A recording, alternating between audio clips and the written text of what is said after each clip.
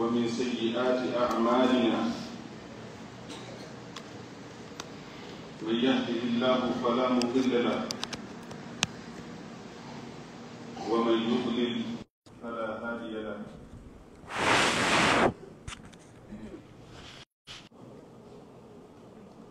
واهتدى بهداه إلى يوم الدين. إخواني وأحبابي، والدي الكريم ومشايخ الأعزاء وأساتذة الكرام وأخوات الكريمات، أحييكم جميعا بتحية هذا الدين الذي جعله الله بيننا في الدنيا والآخرة، وأشكره سبحانه الذي من علينا بهذا اليوم الكريم في هذه البقعة المباركة، ونحن نتذاكر هذا الدين، قلوبنا متجهة إلى الله تبارك وتعالى، وعقولنا مركزة لما يتلى من كتاب الله ويقرأ من سنة النبي صلى الله عليه وسلم، فلله الحمد والشكر. نسأله جل وعلا بمنه وكرمه أن يوفقنا في هذه المحاضرة بكلمات ننتفع بها في سائر حياتنا،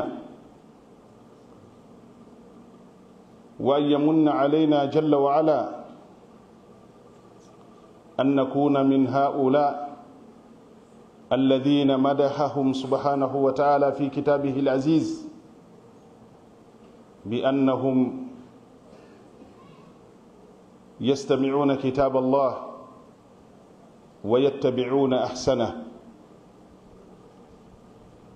الذين هداهم الله تبارك وتعالى والذين هم أولو الألباب. musidɓe an tedduɓe,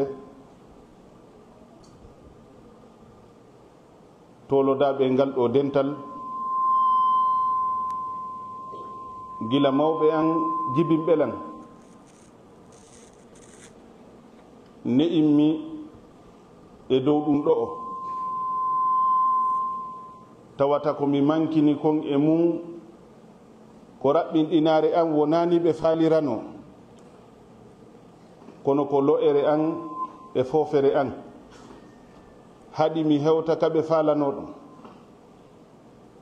kono mi toro allahu tabaraka wa taala awalan wa akhiran yo yoɓuɓe ko ɓuri moƴƴude joddi. ngal ɗo dental sinno nun hara wonaka juulirde ɗo tummodirno ɗen, wonno min mi heɓa kami yewta. hara kadi wona ɓe mi tolodi ɓen ɗo o, wona fi ko ɓe karmakoɓe tun, bal ko ɓe dankiɓe lan, ɓe yurmininmi, ɓe ni'immi, ɓe wallitilan.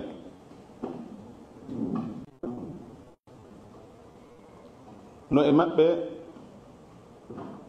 alaji Ibrahim imamu men on ardiɓe en ka lig, ɓe tinu ɗon no tooli ɗo waɗɓe disare ha kore, ko bappa an ka sengo en ɗan, ko karmo ko an ka sengo gandal, ko wallitiɓe lam moƴƴa e sengo o ɗo da'wa fewno men arno ko nakiri ɗo, hari ko ka juulirde maɓɓe nasrullahi ɗo woni ka waajeteno. ɓe ndarano fanɗugol duuɓi ngol ma goɗɗum ngo ɓe pooɗayno men ɓe ɓanna ɓe jonna men microji ɓenne yo min yewtu e hino fe maɓɓe ɗon oustade Souleymane wa ana usammihi lwalidu bada alwalid karmokoɓe meɗen tedduɓe kurkaniɓe kaɗo diina ɓe nafitorɗen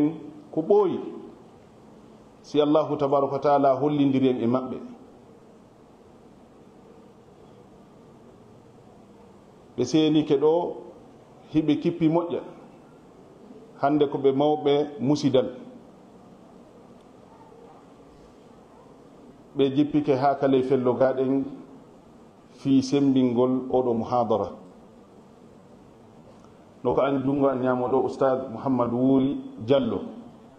ko koto an ko karmo ko an ɓe kamɓe addi wongol sabu yomi jonni masuliya jano responsabilité jano nde lekkol darnano tunkan hoore daka ka maɓɓe ɓe suɓila yomi yawɗon mi wona directeur o lekkol har mbiɗo fanɗi kono ɓe darali fanɗugol duuɓigol ɓe waɗiri giggol sabu allah ngol ɓe ne'i ɗon ɓe danki ɓe munni hidde conseil de mosquée alaji Souleymane en no ɗo alaji Abdoulaye en sen tinani ɓeɗo ɗen andi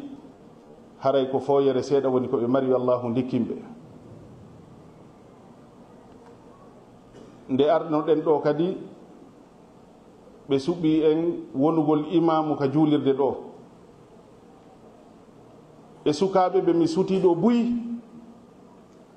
ɓe mi wallodiri e karmokoɓe e imamuɓe ɓaŋiɓe baŋŋiji ɗo fof e juulirdaji takko ɗo ɓe fof ko wallitiɓe en fii ɗum ɗo ɗen fii oɗo da'wa e nde ɗo nokkure nokkureji heddiɗi goo ɓe fof maɓɓe on fof moɗon kala ka ɓaŋorɗon seeniɗon ɗo o ɓay mi wawata jantade haysi mi anditi ɗo piiji buyi kono wona fii ɗum ɗon tumbidiri en ko fii muhadara on nde toro allahu tabaraka wa taala on fof mo yo allah yoɓon ko ɗum nde jotti nde jonde men ɗo yo allahu okku en nafoore e barki e moƴƴireji ko ne mayri yo allahu waɗu en ɓen jiyaɓe ɓe o manti ka deftere makko teddunde wonde si tawi woni ɓe heɗitike yewtereji kaɗo diina ɓe suɓay ko ɓuri moƴƴude kon e mum ɓe gollitira allahu jalla wa ala fodi ɓen peewal o mantiri ɓen kadi wonugol jomiraɓe haqqillaji miɗo weltano ɓeɗo dental sukaɓe jeeyaɓe nde ɗo nokkure tumbidirɗe ɓen ɗo o hari ɓe etike ha kono ɓay programme ji ɗi no woodi min saatini nde ɗo jonde ko ɗuuɗi tuma kala ɓen na waɗen min na nattira yeeso seeɗa ha allahu jalla wa ala tawi ko hande hoddiri yen tummodirɗo hara ko kamɓe woni sabu muɗum ko sukaɓe ɓe towa e duuɓi kono ɓe présenti en ɗo fii maɓɓe ɓe holli wonde hiɓe sakki hoore maɓɓe fii kurkanagol kaɗo diina ɗen andi noon ka saare min Konakiri ɗo da'wa on marsi moƴƴa kono ko ɗi association ji ɓe sukaɓe tummodire maɓɓe e réunion ji maɓɓe e organisegol muhadaraji nodda karmokoɓe ɗum no jeeya e ko ni sabu mo wolanaɗo ko nawri oɗo da'wa yeeso hara ɗen encourage ɓe ko adi kon hiɗen cooba ɓe ko ɓe woni wadde kon hiɗen nodda sukaɓe ɗimmoɓe maɓɓe faade e ñentingol sifa ɗum tawta ɓe sembina ɓe ma ɗum organise sifa ɗum nokkeli ka woni toon ɗum tambitike da'wa moƴƴa mawɓe ɓen ɗo hiɓe geli oustad Souleymane en e alaji Ibrahima en haray hiɓe geli ko honɗum e battaneji ɗum heɓe nde ɗo nokkure ka saare meɗen Konakiri ɗo ha hande ɗum ɗo jaali hewti leydi fof walillahi alhamdu wal minna haray ceerno meɗen oustaz Bokum suka lollirɗo nde ɗo alqur'anare hande e suka meɗen Imran en nani janginji maɓɓe ɗin mi andintina ɗo tami yeggito oustaz meɗen oustaz Bokum ko suka yanganiɗo nde ɗo alqur'anare moƴƴe ha allahu tabaraka wa taala okkimo ɓural janal e mum e kattanɗe molanaɗe himo udditani en duɗal joni kanko kadi o faalama formude sukaɓe ko wa'na en wa makko o représenti ndiɗo leydi meɗen e leyɗele buy himo jogui oɗo drapeau men rouge on vert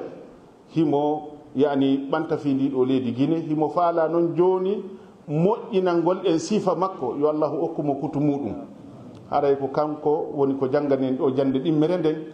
haray miɗo ɓeyda wattitugol mo e sookejo meɗen ko talibajo meɗen suka ne'iɗo teddinɗo karmokoɓe ɓen yiɗuɗo kaɗo dina yo allahu tabintinmo e muɗum hawrindina mo e ko ɓuuri moƴƴude ko nde ɗo jonde ko ɓe suɓani e yeyowdu fi muɗum ko fi meɗen enen ɓe sukaɓe kadi mawɓe ɓen wonana en seede ɓe manditano en si tawi woni en falji ɓe faljita en waɗi si tawi woni a yii mawɗo moƴƴuɗo jogitiɗo diina haray a yiino suka moƴƴunoɗo jogitiɗo diina waɗi piiji ɗin ɗi jokkondire ko on tigi lawani wo o feƴƴini waɓutuji makko e muɗum ko hasi konko e dow ɗum woni ko o nawyata haray no ngal ɗo suka yaagal ko marhala ko saa'i mo tawata ko saa'i ɓurɗo hittude e gurdam banu adam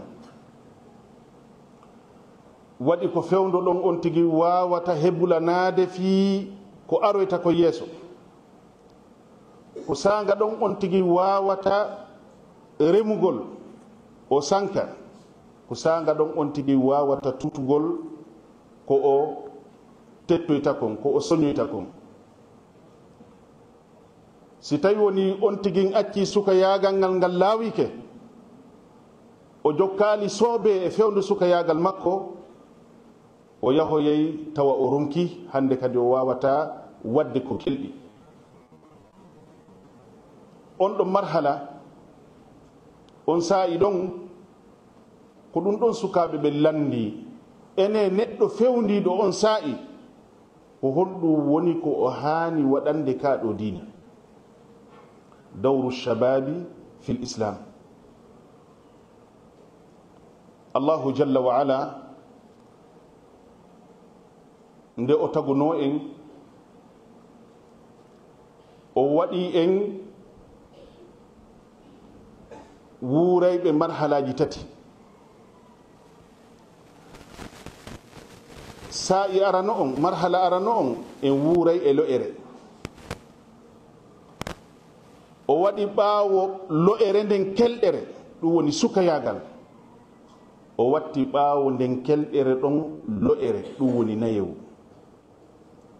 allahu alladi khalaqakum min da'af ثم جعل من بعد ضعف قوة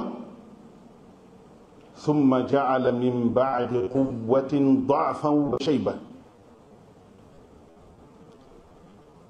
ko ɗiɗo marhalaji tati neɗɗo wurata ko lo'ere ɗum woni payku yagal e doole e cembe ɗum woni suka yagal e lo'ere ɓaawo ɗen ɗon cembe ɗum woni nayewu joni noon oɗo saa'i diina men kan yeggitali fi oɗo saa'i diina men kan yeggitali importance o waɓutuɗon waɓutu sukayagal diina men kan yeggitali andintingol findintina neɗɗo wonde yo o wattu hili e hoore makko fewndo on saa'i sukayagal makko e hadith lolluɗo mo tawata hiɗe wowi mo jankade moƴƴa nelaɗo sallllahu alayhi wa sallam ɓe maki igtanim khamsan qabla khams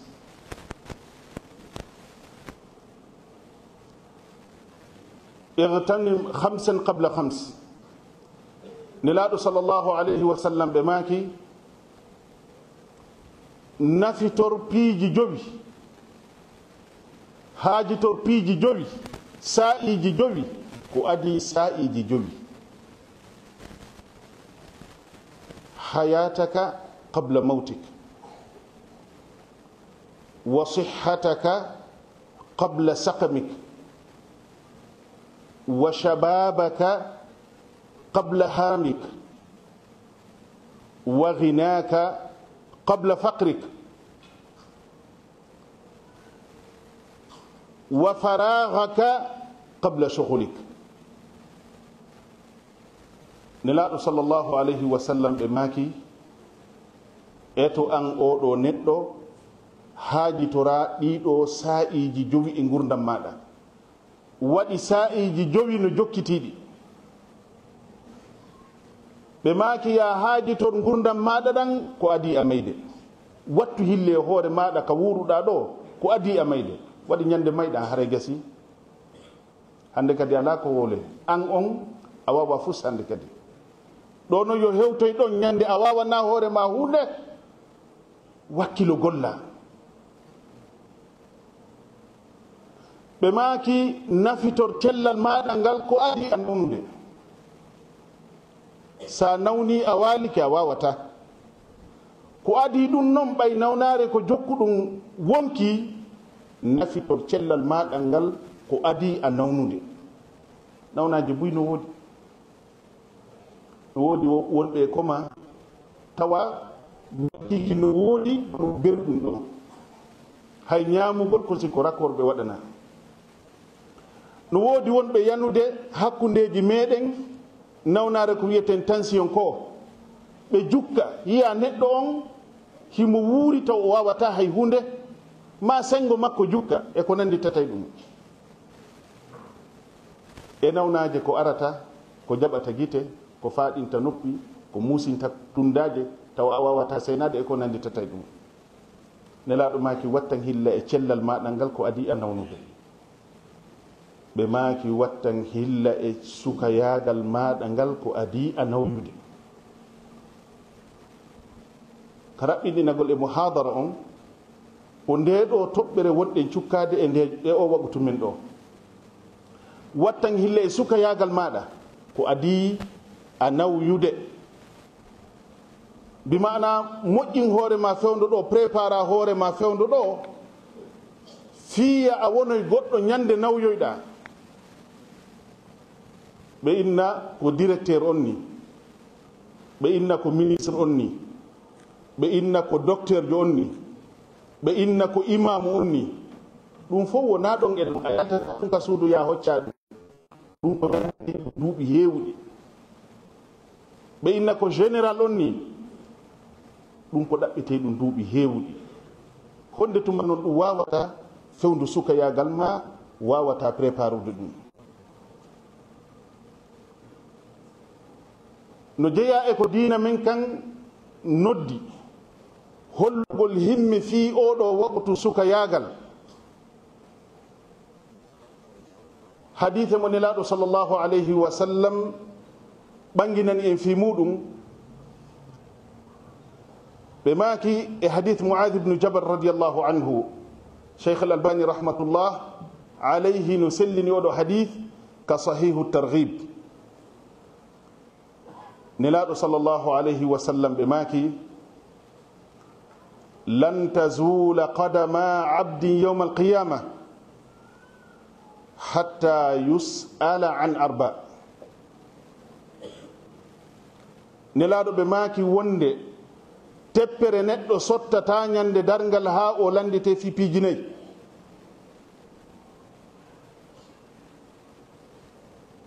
an umrihi fima afnah wa an shababihi fima ablah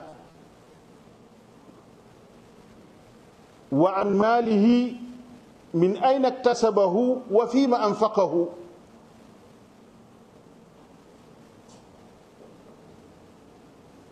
nelaɗo sallllahu alayhi wa sallam ɓe sappaɗi en ɗiɗo e oɗo hadith. nayaɓe ngel ko fi gandal ngal, wa an ilmihi mada amila bi. Idan oɗo hadise kadi hino holla en no nodda en faade himmirgol sukayagal meɗen ngal. waɗi nelaaɗo ɓe maaki teppere neɗɗo sottata ñande darngal ha o landite fi ɗiɗo piiji nayyi. o landitete fi gurdam makko ɗan koye honɗum wonno ko ɗan feƴƴi, honɗum wonno golle maɗa e gurdam ma. an ko honɗum waɗaynoɗa, an ko honɗum yiɗunoɗa, koye honɗum ñallaynoɗa, koye honɗum walaynoɗa. on tigi landite kadi fi sukayagal makko ngal ko honno ngal feƴƴirno. idan e jakka ngal sukayagal ɗo e landitete fi maggal. ɗum ɗo holli wonde ya wattan hilla e hoore maɗa e fewndo sukayagal ma. e to sukayagal maɗa ngal hara ngal yeebaki e geddi, wota ɗofto cheytan jokka beleɗe wonki e faaleji wonki ma'a. fewndo ka wawuɗa ɗo, fewndo ka wonɗa suka ɗo, o ronka jokkude ko nafete. wota jaɓu jokkodirgol e puyɓe fewndo ɗo,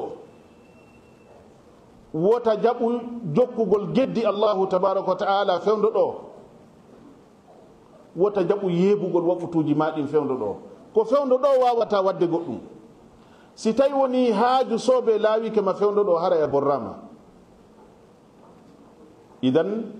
ko dewti non e on ɗon bone, ko dewtoto e kan ɗon lorra, ko tawde allahu jalla wa ala landitoto ma fi ɗum kadi yawma alqiyama.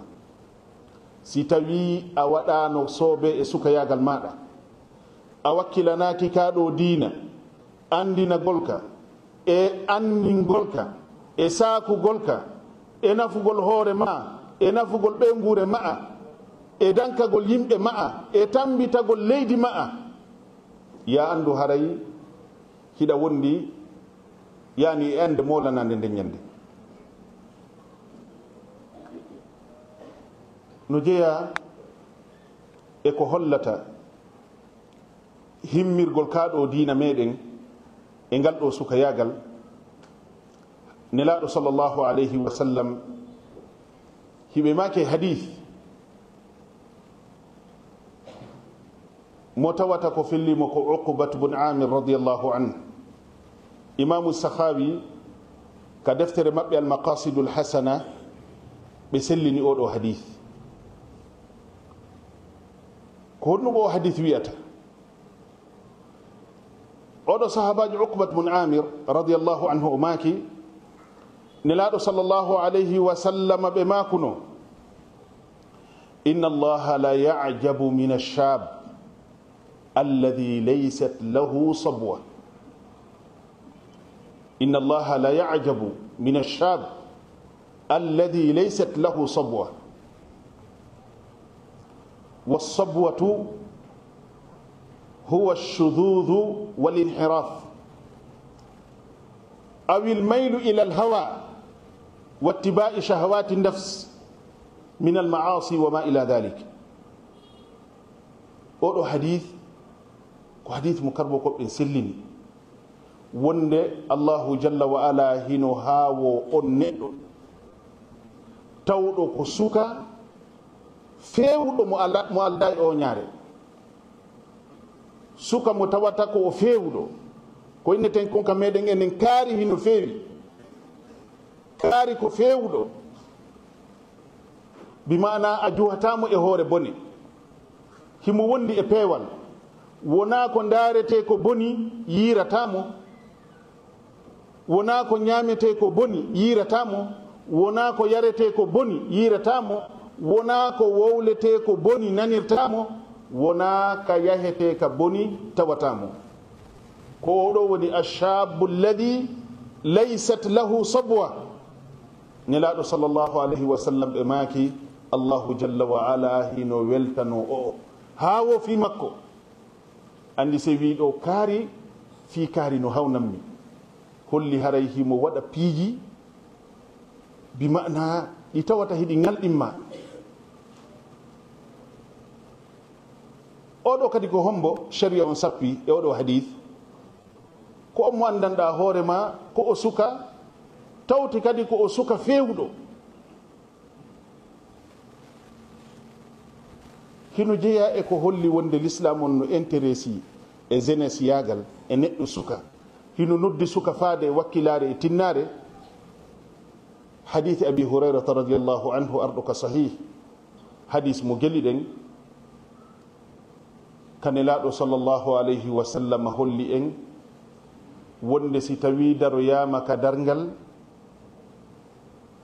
ngeeɗo nange nge tippite tawa oyge ngen hino muusi e dow salaji yimɓe ɓen balno woodi woɓɓe ɓe tawata hara hiɓe eppi mutugol e nder lakkere woɓɓe no muti e nder lakkere nden hakke ko wuli nde ñande kono no woodi groupe ji jeego groupe ji jeeɗɗi ɓen ɓe tawata ɗon ɓen ɗon nden ñande ɓe heɓata sattende oyge nange ngen ñande dargal bi mana allahu jalla wa ala waɗanayɓe kaɓe ɗuwo ka ley arshi makko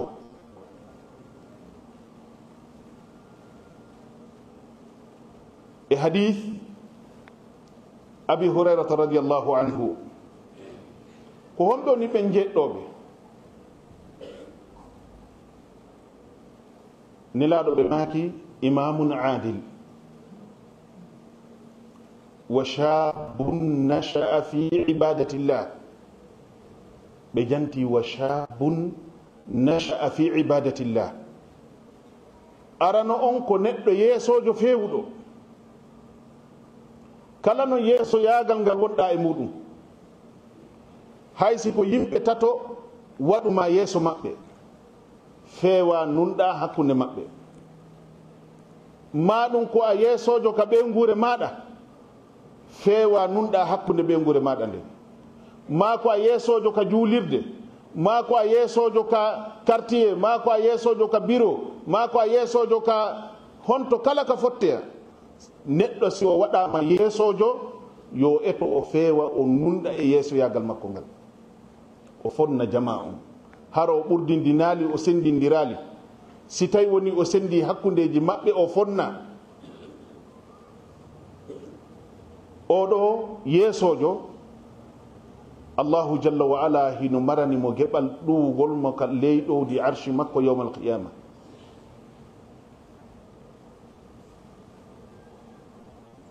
hino jeeya e ɓen kadi ɗuwoyteɓe nden ñande suka intéresiɗo e diina fewndu suka yagal makko wa shabun nasha'a fi ibadatillah neɗɗo wona suka tawana yo wi'u wonde o feewoyay on tuma o kelɗoyay on tuma o yahoyay ka juulirde on tuma o jokkoyay enɗan on tuma o juuloyay on tuma o jangoyay qur'ana on tuma o waɗay adkar on tuma na oɗo suka ko suka immodayɗo e diina o ndaara hoore makko o tawa goreɓe makko hino mayde rutto ka jooma makko o fela hoore makko fi on ɗum adi min mi wakkilo o tuta hoore makko e ko moƴƴi kon tun si waɓutu heeɓi ka juulirde a mankatamo ka jokkere en ɗammaji ɓe ngureji a mankatamo ka golleji moƴƴi waɗete hen fof a mankatamo wa shabun nasha'a fi ibadatillah nelaɗo sallllahu alayhi wa sallam ka raɓɓinɗingol ɓe kontani en groupe aji jeeɗiɗi wonde ɓen ɗon ko ɗuwoyteɓe e ley ɗowdi allahu jalla wa ala ndin ndin noon ɗowdi allahu tabaraka wa taala nden ñande ko arshi makko on yani ko ɗowdi arshi makko on wono ardiri noon e hadith mo imamu tirmidi filli hadithe arɗo ka musnadul imam ahmad rahmatullahi alayhi nelaɗo sallllahu alayhi wa sallam ɓe maki man nafhasa an gharimihi aw afa anhu e riwaya go aw maha anhu nelaɗo sallllahu alayhi wa sallam ɓe maki kana fi dhilli al-arshi yawma al-qiyamah ko ɗum waɗi si wiɗen hadithi abi hurayra arɗon ɗa'a wi wonde allahu ɗuwoya ɓeeɗa e ley ɗowdi makko ñande tay ɗowdi ala si wona ɗowdi makko ndin ɗowdi wi'andi ɗon ko ɗowdi arshi makko kanko allahu tabaraka wa taala waɗi hadith abi hurayra arɗon ɗo o ɓanginani en honɗum ka nelaɗo maki wonde kala neɗɗo ñawlaɗo ñamande kala neɗɗo ñawlaɗo ñamande o newinani on ñawliɗo mo har o sattinanali mo o newinani on ñawliɗo mo ma ɗum o fukkanimo ñamande nden o yaafimo few nelaɗo sallllahu alayhi wa sallam ɓe maki allahu no fodi moƴƴagol e bakko ɗuwoygol mo ka ley ɗowdi arshi makko yawma alqiyama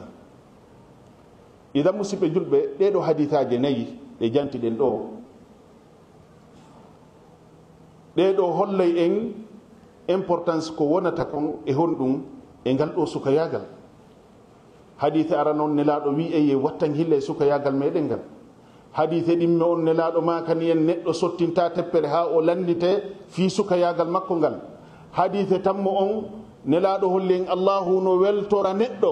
ha hawo fi makko sanga tawi ko o suka fewuɗo hadithe nayabo on neɗɗo si o feewi e sukayagal makko allahu jalla wa ala ɗowoyaymo ka ley ɗowdi makko ñande tawi ɗowdi ala si wona ɗowdi allahu jalla wa ala ndi ɗum ɗo yoni waaju ko ɗum ɗo wonnoɗe wiide nane alladina yastami'una alqawla fayattabi'una ahsanahu si tawi woni neɗɗo nafitori ɗiɗo makuji nelaɗo nayi ɗum ɗo yonanima jooba yo suka ko wawata yoɓorde anda wonde a newnanaka bonnugol a newnanaka wondugol e bomɓe a newnanaka wonugol ka bonnete a newnanaka ñamugol ko harmi a newnanaka yarugol ko harmi a newnanaka darugol ko harmi a newnanaka woɗɗitagol dewe allahu tabaraka wa taala ɗen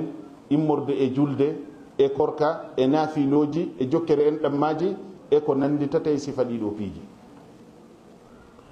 ɓawo ɗeɗo hadisaje nayi joni noon e jaka suka yagal ngal ko ni hittiri ka diina joni noon ko holɗum suka hani waɗande oɗo l'islamu fewndu suka yagal makko ko adi kon fof e ko neɗɗo hani ligganade ka hoore leydi ɗo o yangano o tampana o sonjo fi muɗum o muñño ko tahqiqul ubudiyati lillahi tabaraka wa taala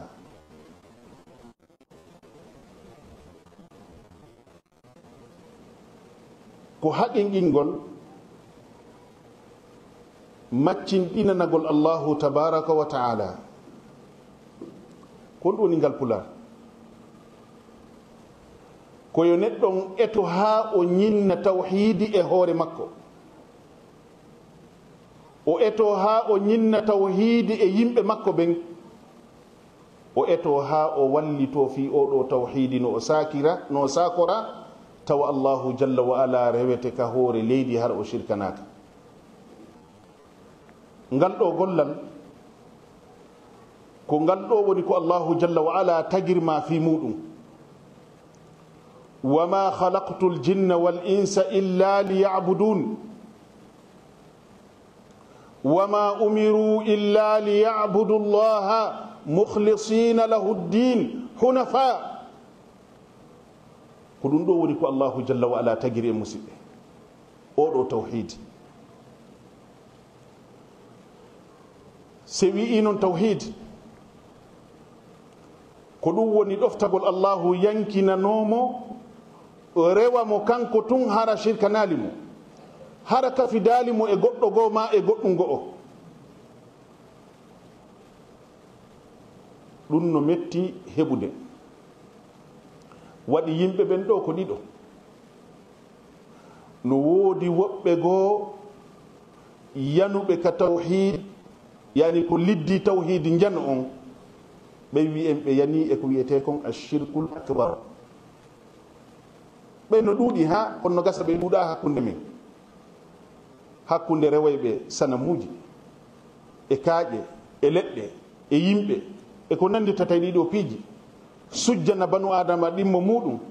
maɗum sujjana kaburuji e ko nandi tatay ɗum no gasa ɓe ɗuuɗa hakkunde meɗen enen hiɓe ɗuuɗi noon e aduna bal ko kamɓe ɓuri ɗuuɗude e aduna o ɓeɗo ɓe liddi tawhidi jano on ɓe yani e shirkul akbar kono no woodi e buy e meɗen yanuɓe oɗo ko liddi yani oɗo shirku tosoko ko yani e oɗo shirku tosoko woni arriya yinare hande ɗen suti juulirdaji buy min miɗo jiɓi ko fi hoɗum kon ɓay ligol no ɗo ɓe falkay en fi muɗum ñande tay no hokki juulirdaji ɗin arrêté juuli e futuro hara ko yimɓe hakkidiɓe kono ñande tay ko rendingol nden ñande juulirde nden a jiɓoto ko honto yimɓe ɓen iwri ani ko honɗum hanno ɓe wakkilo hanki ka hokkiɗa tawi ko ñande boolidirte hawtidire serte heña nden ñande mo kala iwra e kawniri ara ɗum no hana dartede ɗum no jeeya e maandi ustagol tawhid neɗɗo waɗi allahu jalla wa ala sifinoke woɓɓe go'o ɓe tawata ko ɗuytoraɓe imanu wonde si ɓe daranike fiinde julde ɓe daroto ko ɓe amuɓe wa ida qamu ila lsolati qamu ko sala mahin hande hawtidirte waɗen heña ɗumanno ɗen tawi ñande tawi ko juulgol futuro tun hoota arta juula geeƴe ɗen nden ñande a yata fi hon ko yimɓe jelo yiyata no doga ɗo ƴawra tawa hay hunde ɓe ala ɗaɓɓude si wona inde e ko ɓen dogude ko si ɓe accitama coobede joni ma ɓe hawri e sattendeji go'o ɓe tertoto konko ɓe jooki ɗo ko on tumanna andata wonde ko yingo wona wardede wona fi allahu jalla wa ala a muhim ko falɗe wiide neɗɗo julɗo hino mbaɗi mas'uliya jano responsabilité jano ɗum woni daranagol oɗo tawhidullahi azza wa jalla daroɗa fiya andino oɗo tawhid faama oɗo tawhid e noneji makko so wiɗo noon janngugol tawhid en wowli fi gandal yaajungal marungal calɗi ɗuɗuɗi ko ɓuri mawnude e muɗum koko yowdiri kon e wotinɗingol allahu jalla wa ala nden ɗon noon toɓɓere sen daari en tawayi ellaji mayre on hino saki moƴƴa no gasa enen ka cae ga buyno hisi e ko wiyete shirkuji ko o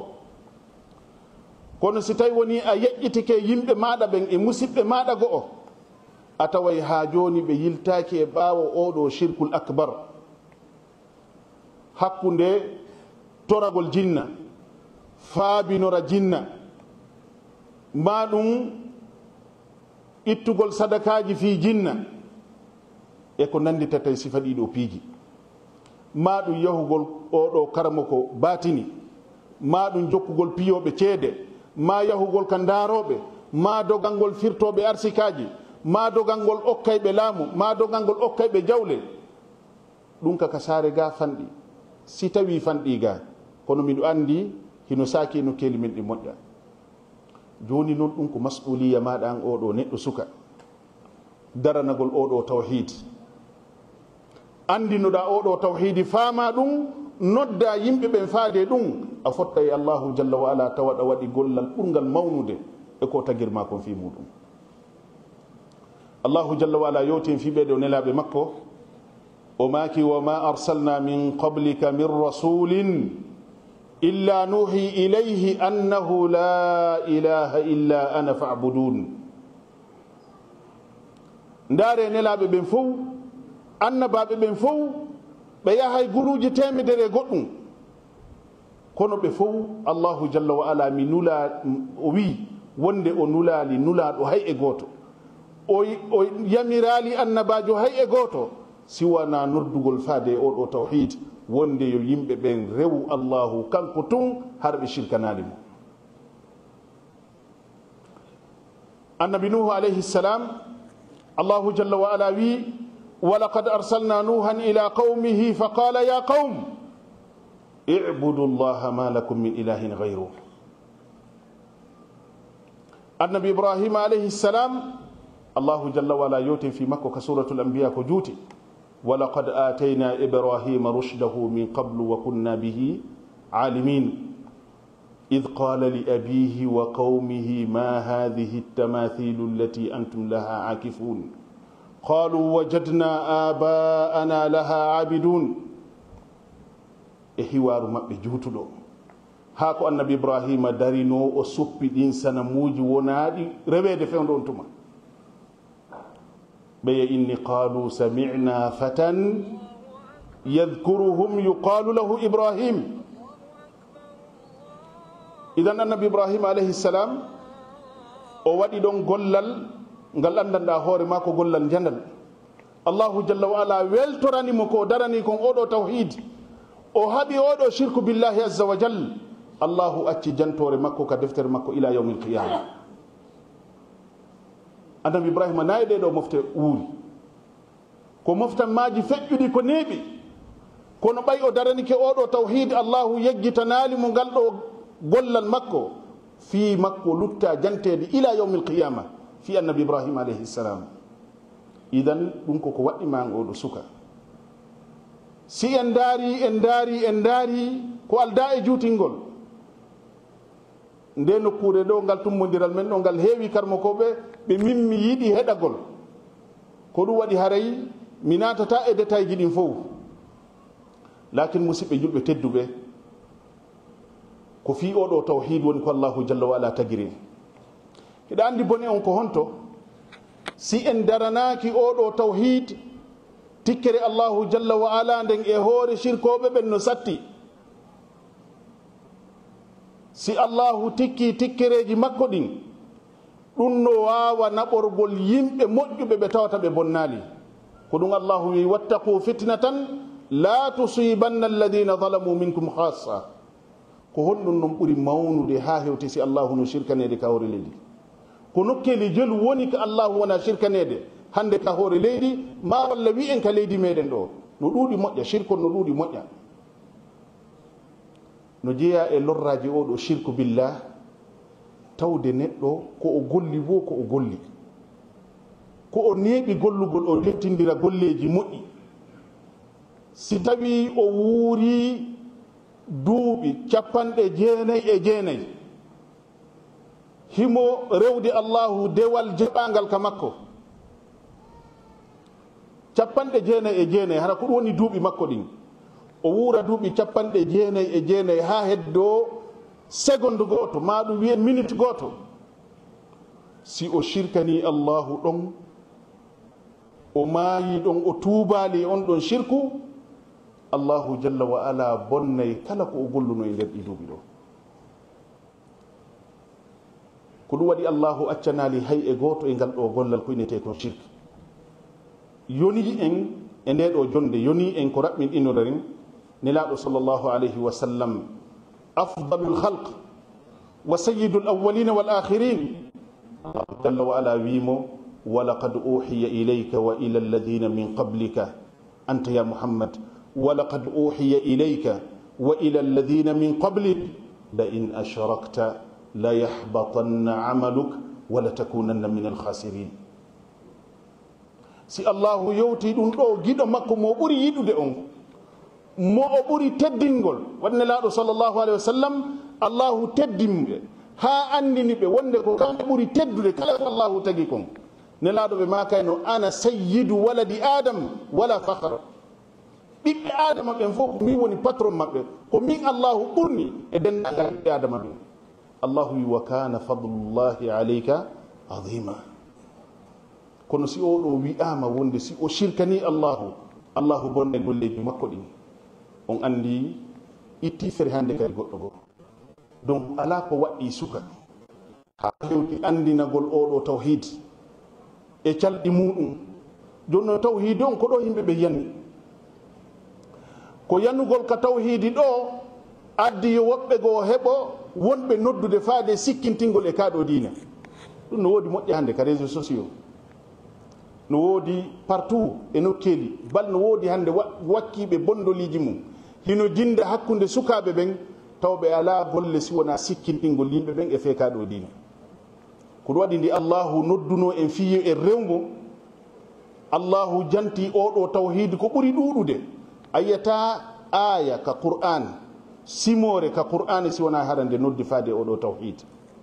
mo borrama ɗo hara o borrama musidɓe renoɗen e muɗum. idan ko ɗum ɗo woni ko ɓuri waɗɗade suka. toɓɓere ɗimmere nden ma walla lannitoren ɗum ɗo ɓe sukaɓe ɓe allahu manti ka suratul kahf. kono ɗum allahu mantiri ɓen sukaɓe. ɓen sukaɓe na wuruɓe moftani laaɗo sallllahu alayhi wa sallam, ko sukaɓe wurunoɓe ɓaawo annabi isa alayhi salam. har yimɓe wuruno e saa'i ka tawata lamɓe dundarankeɓe woodi. heɓe annduno oɗo tawhid wonde allahu jalla wa ala ko kanko tu woni ko rewete. yehi haa ɓe ñande goo o noddi yimɓe ɓen fof yo fotte nokkel kaari. nden ñande ɓe waɗi ɗon annonce wonde lanɗo on ko kanko woni allahu rewete ɗon, yo fopp rew lanɗo on. ɗum mabbina waɗa campagne wi jani ɓe sukaɓe ɓe aroyi ñande ɓe arno tawi ɓe andodirano. kono ɓay ɓe yi yimɓe ɓen ko woni ko wadde oɗo shirku sujjangol oɗo lanɗo nodda mo reweteɗo, ɓe pottiti ɓe woni sengo. allahu jalla wa ala manti fiɓe sukaɓe acci mantore maɓɓe ka qur'ana ila yawmi alqiyama. allahu wi wa rabatna ala qulubihim id qamu fa qalu rabbuna rabbu lsamawati wal ard lan nad'uwa min dunihi ilaha laqad qulna idan shatata haula'i qaumuna ittakhadhu min dunihi aliha lawla ya'tuna bisultanin bayyin faman adlamu mimman iftara ala allahi kadiba. ɓeɗo komɓe wonno ko sukaɓe ɓe wonno. idan si tawi woni ɗum ɗo feƴƴi ko ɗum ɗoni rôle ɓurɗo mawnude wakkilo jannga andinoɗa oɗo tawhid ñinnamo e maɗa ñinnamo e yimɓe maɗa ɓen wonu neɗɗo noddowo faade oɗo tawhid a malama no jeeya e ko woni rôle suka très important ko ɓuri e himmude kadi e ko himmi kon daragol sakko ɗiɗo boneji ɗi no ɗuuɗi musidɓe. suka yagal ko waɗi si allahu no manti suka hino weltora dewal suka tawde fewndo ko wonɗa ɗon suka boneji ɗin fof no weeɓanma. ko homɓe woni yawde ka makiji ko sukaɓe, ko homɓe woni fiimude kuus hande fiima haɗano ka dari ɗon ko sukaɓe, ko homɓe woni yargol beere ko sukaɓe, ko homɓe ƴettata aalaji ya wara yimɓe jatta jawle maɓɓe ko sukaɓe, ko homɓe woni ka dansingji ka ameteɗon ko sukaɓe. si tawi woni ko a suka fewndo ɗon hara piiji ɗi no ɗuɗitanma, sa sorti hoore ma e ɗum a jogitike hoore ma fewndo ɗon a décidi a bonnata, allahu jalla wa ala weltorte e sukayagal maɗa o waɗa barke e gurdam maɗa ɗam. ko on tuma nawyata allahu waɗa barke ma, jurriyoɗa o waɗa barke ko jurriyiɗa ko, wuura ko a fawtiɗo hara nin sa. idan no jeeya e ko suka hani darade daragol sakkagol ɗiɗo boneji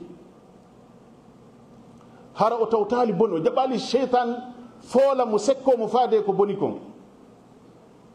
annabi yusuf alayhi salam o piyi misal, allahu weltori golle makko ɗen hollugol wonde suka awa ko ni hanuɗa waɗude fewndo suka yagal maɗa, hiɗa hecciɗi hiɗa laba hiɗa wawi softi yiiɗo ma wo haray no faalama. annabi yusuf alayhi salam e fewndo suka yagal makko ko sonnajo haɓɓiti murtinaymo waɗinamo ko boni wona kanko de wonno yaltude o ɗaɓɓa ka o bona ɓay ɗum kadi no woodi ɓe yimɓe sukaɓe ɓe ala wattande hilla ɓe ala hulude haqqeji ɗin hulu haqqe ko ɗum waɗi nde o e arno ka nelaɗo sallllahu alayhi wa sallam o inni nelaɗo min miɗo faala natude e kaɗo diina kono mi wawata wonde hara mi waɗali zina newnanan mi naata ka diina kono ɗumɗa ko mami waɗa zina metti sahaba ɓen buyi sonki wubbi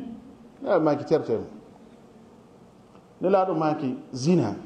a wata accitugol o ni min ko ma ɗum ɗon mi wata wonde ɓawo mum nelaɗo maki hiɗa yiɗani ɗum kaari ma'a nelaɗo janti ɓengure makko nden hiɗa yiɗani ɗum bandirawo ma'a oni o oye hiɗa yiɗani ɗum yaye ma'a o oye hiɗa yiɗani ɗum nento soko ma nen mawɗo ma o oye nelaɗo maki yimɓe ɓen kadi yiɗana ɗum hoore mum idan si tawiɗa wadde zina hare a toñay woni goɗɗo hino ne'i jiwo no faalayo o mawnu o okkitiramo dewgal sunna e farilla ara wippoɗa on e jungo mawɗo makko naadamo e ko boni goɗɗo hino jombi no yaltude ɓiira lakkere fii ko o faggira ɓengure makko ara jokka ɓengu on fii bonnugol gurdam makko e ko danditete sifa ɗiɗo piiji fii honɗum toñanta an hiɗa hiɗi konko wonɗa wadde galleji yimɓe yiɗa yiɗi yo ɗum waɗe galle maɗa a yiɗa ɓe juuɓe ɓe yiyata ko wonaɓe ne'ede needi hino satti ko nene sukaɓɓe e ganda sa calculani goɗɗo gila pampes ha ɓira ko yarete ha lekkele ko sodete ordonnance ji e ko nanditata ɗum goɗɗo daro ɓira lakkere ɗum ha goɗɗo mawna heɓa 18 ans 19 ans ara jatta on e jungo ben makko murtinamo walla mo ha o murta e jungo mawɗo makko ɗum ko toñi janne noon musidɓe ko ɗum waɗi allahu jalla wa ala kambirani neɗɗo toñowo yimɓe ɓen ma ɗum toñowo allahu jalla wa ala allahu kambirani ɓe lette musuɗe walladina la yad'una ma allahi ilahan akhar wala yaqtuluna annafsa allati harrama allahu illa bilhaq wala yaznun allahu manti yimɓe o mantiri ɓe piiji tati ɓe toñata allahu ɓe toñata tagu allah ngun ɓe lorrata tagu allah ngun ɓe waɗata zina allahu wi wa man yafal dhalika yalqa athama miɗo kambirani noon kala neɗɗo waɗɗo ɗinɗon piiji neɗɗo shirki ka dewal makko ma ɗum o woni lornugol tagu ngun haɗi wakkilloɗa gonna ko wuura fi hon ɗum goɗɗo jooɗoto miijito kanko koko wippa tun o ñaami si wona ko jili ka laawol koko naati o wujji e suudu ma ko ari o ɗeñƴini yimɓe fof jemma o ɗum manni fi hon ɗum an fi hon ɗum kono ɗum tun wuurata ta suka jaɓu sifa heɓugol sifa ɗen ɗon hakkille idan allahu kambirani ɓeɗo lette sattuɗe idan annabi yusuf alayhi salam o woni misal molanagal si a jangi qur'an a wi ɗum tawiɗa andi ko annabi yusufa feƴƴini nder ndun suudu lanɗo ɓe haɓɓiti ɓe murtinaymo sonnaɓe ɓen haɓɓiti murtinaymo e ko boni annabi yusuf o wi o sali ɓayti satti ha satti ɓengu lanɗo wi'imo e yiida mi hollete ko an e ɓengu lanɗo woni gerdude sa jaɓali komi wi ko mi sokete ha maya annabi yusufa fewti allah o wi rabbi sijnu ahabbu ilayya mimma yad'unani ilayhi o naata suka duuɓi heewude fiiwoto o waɗu ko boni o wakkili ɗum allahu jalla wa ala teddinimo teddini ɓengure makko fof sabu ngal muñal makko e nde wakkilare makko suka ko ni hani wowde annabajo on piyani e misal idan ɗum ɗo kadi no yaaji toɓɓere nde mi sakkitorta fii ko suka hani waɗande wadde sukayagal makko hani daranade sukayagal makko ko wakkilagol janga fiyo nafu wakkilo janga fiya a nafu goɗɗum si tawi allahu arsi kalima gandal jokku métier wota jaɓu jooɗorgol ni wonira ni an a jokka hay hunde on andi ɗum kaka min gagoye watta nodden goreɓe men yawɓe ɓen leyɗe porto noddiɓe landuɗaɓe ko no ɓe wuri lando yawɓe ɗo Allemagne yawɓe ɗo Amérique yawɓe ɗuma ko leero hombo ɓe yaltata golle ko leero hombo ɓe natata ayay ɗo goɗɗo no yaltina ɗo waɗa ɗo live e Facebook taw no rondi dolle ha maayi ara looto e 18 heures ɗuman no waɗa live sikka ayna leyɗe porto no weeli si o yetti kama koye honɗum o fuuti o ñalli o ari a tawa no satti ko ka men ɗo tun goɗɗo jooɗorta wonira ni tawa jokka hunde wota en jaɓu ɗum musidɓe wota en jaɓu ɗum suka wota jaɓu ɗum wurnu gingil wurnu ɓernde maɗa nde wi'a min kadi mi waɗay goɗɗum sukaɓe no woodi wakkilo janga wona docteur wakkilo janga wona ministre wakkilo janga prépara hoorema fiya wonu lanɗo leydi wakkilo janga fiya wonu almamijo fiya wonu taalibajo nafayɗo ka sengo diina wakkilo janga mise ko anna baɓɓe piirte kon fi ɗum ɗo lannata si minate muɗum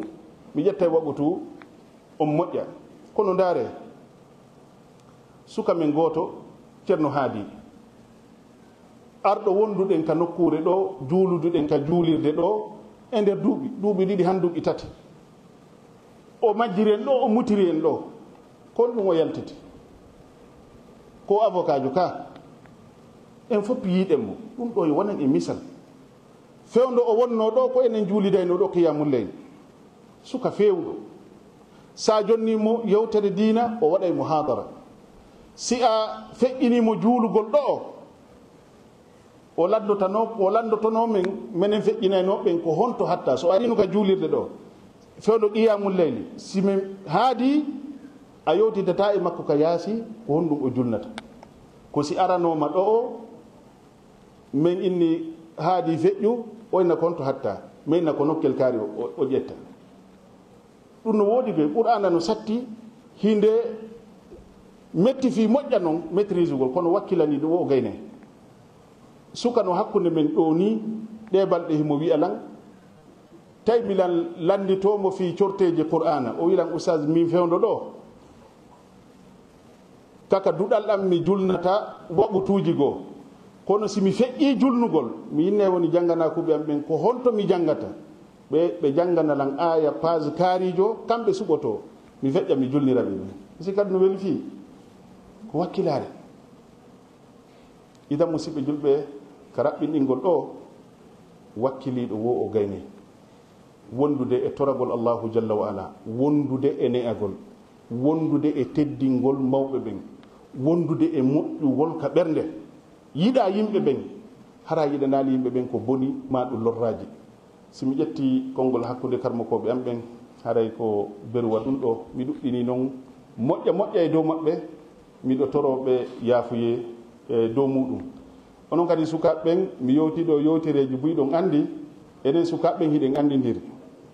ko enen kadi yewtidiranta si tawi woni mi muutike yewtere nden ha mi barmini goɗɗo e mon haray mi fandaki si wona moƴƴingol haray miɗo tori yaafuye e muɗum hada wa sallallahu wa sallam wa baraka ala nabina Mouhammad wa ala alihi wa sahbihi ajma'in wassalamu aleykum wa rahmatullahi wa barakatuhu.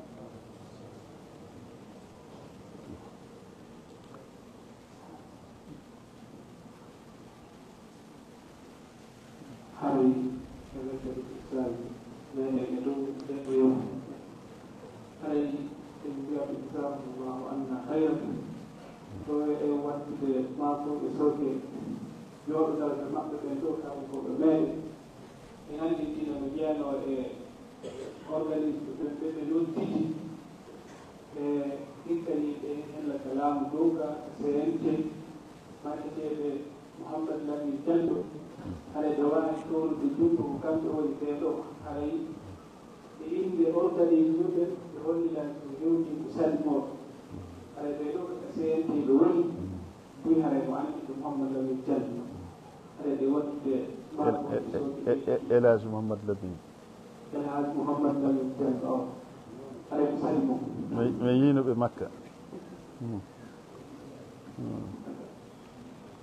hay holli sal Suleiman Diallo mako wattama e sawti moɗo Allah يجزاكم خيرا الله يجزاكم خيرا ولا دو الحمد لله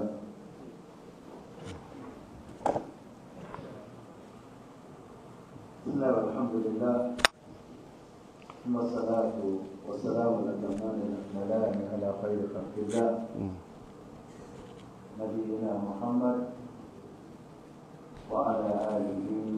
وصحبه وسلم وبعد السلام الله عليكم ورحمته وبركاته نسأل الله أن يتقبل منا صالح الأعمال أن يجعلها خالصة لوجه الكريم وأن لا يكون للشيطان منا حظا haray yettugol lan konɗo ɗo wona ta'lir wona mawlitagol na remitagol maaro ko jarnugol kañum sikto meɗen on alaji Mouhammad Diallo sino wiro non haray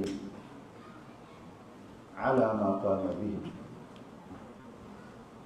nde yewtere nde ɓe ŋappiti ɗo no wiyete noon ka pulal ko nde ɗo hande hana ande ɗumede ɓe geɗi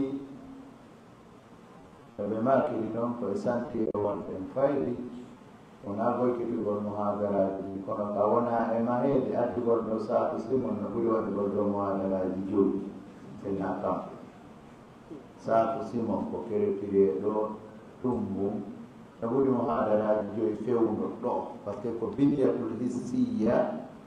fewndi ka juulirde ɗo no ara yo biniyatul manawiya on no ara yeeso haray min o toɓɓe ɗiɗi tummi faala yeƴƴintinde fondoji men ɗin e maaku maɓɓe on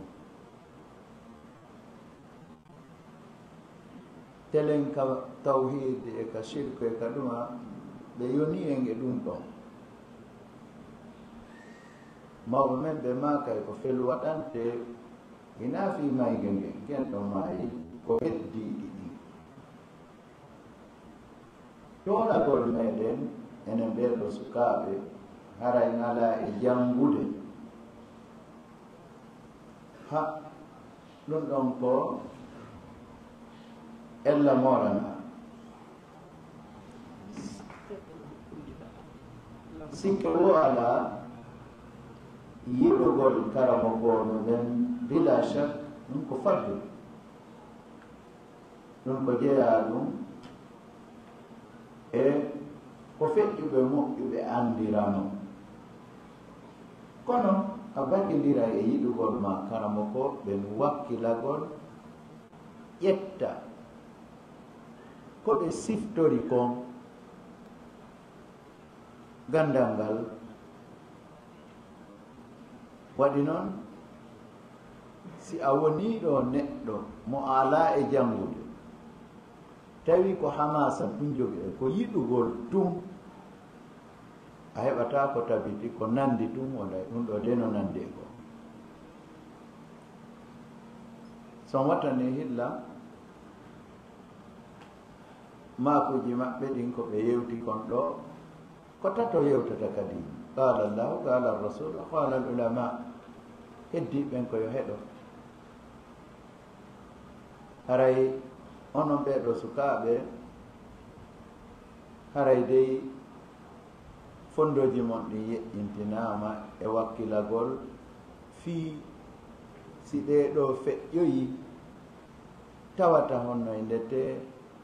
onon aroɓe mbaɓen alshababul yawm humu rijalu gadan ɓe mawɓe ɓe yiiɗa ino tooli ɓahiɗo fof ɓe arno ñande goo ɓe hoccoto ɓe makay ko ɓe pew mi maaya heɓata addimi ndaara wona hadise ko pula kala mo yiiɗa heɓi ko fof ƴeewata landomo si o ɗaani ɗum ari sori ka ley dolokke makko woni ko lamɓe ɓen woni ko jooma jawdiɓe ɓen wona ɗo ha wona pattoron jara yaltito ɓe naalajji en seenike landoɗaɓe si ɓe ɗaani ha ɗum watta kongo koton jonde micron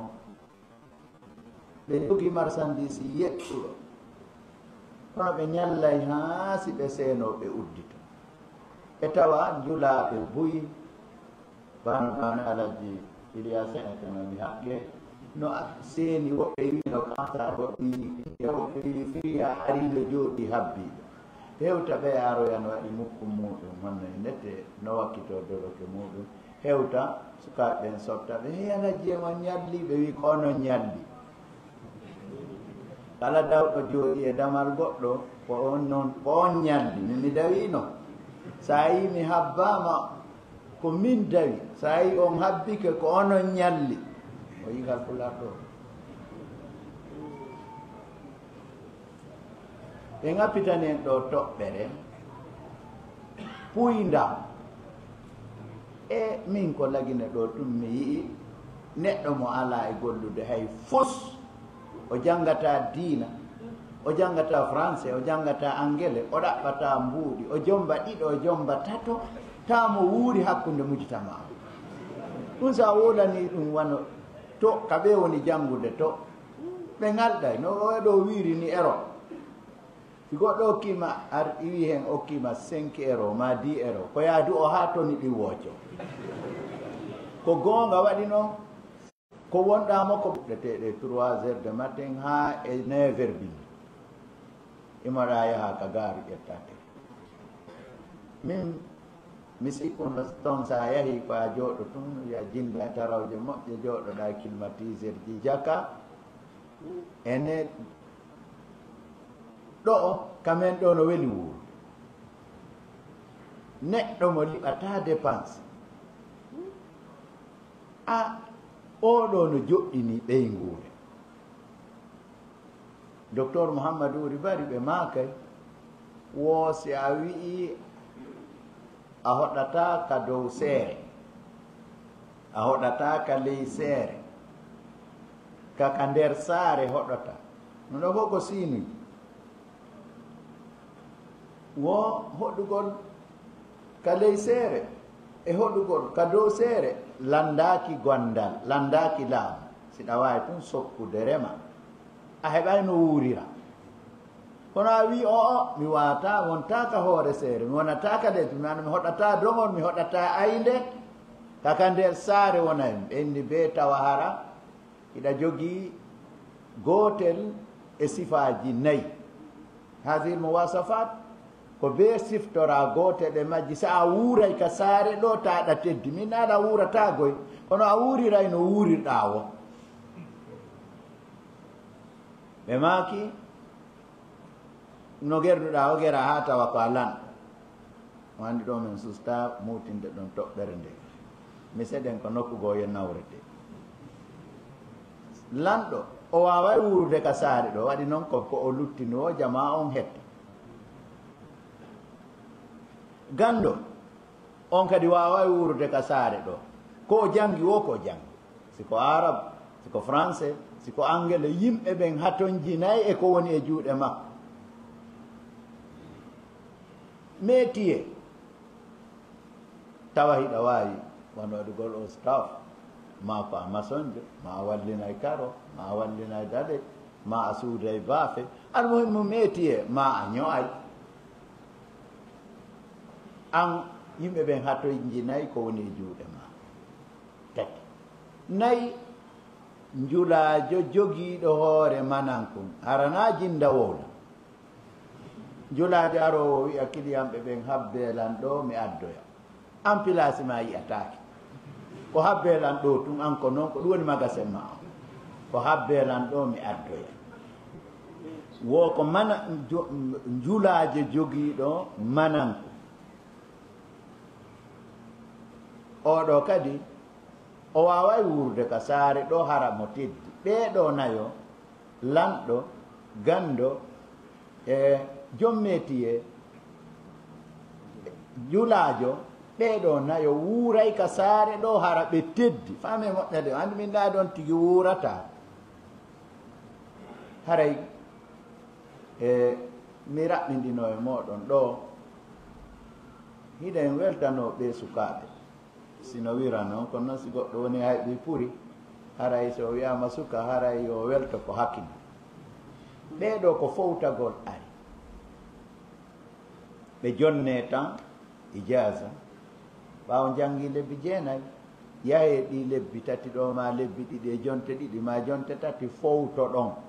sarson sala on arton noon kadi fuɗɗitol hono ɓe aray ɗo ndiyan no saaƴa loope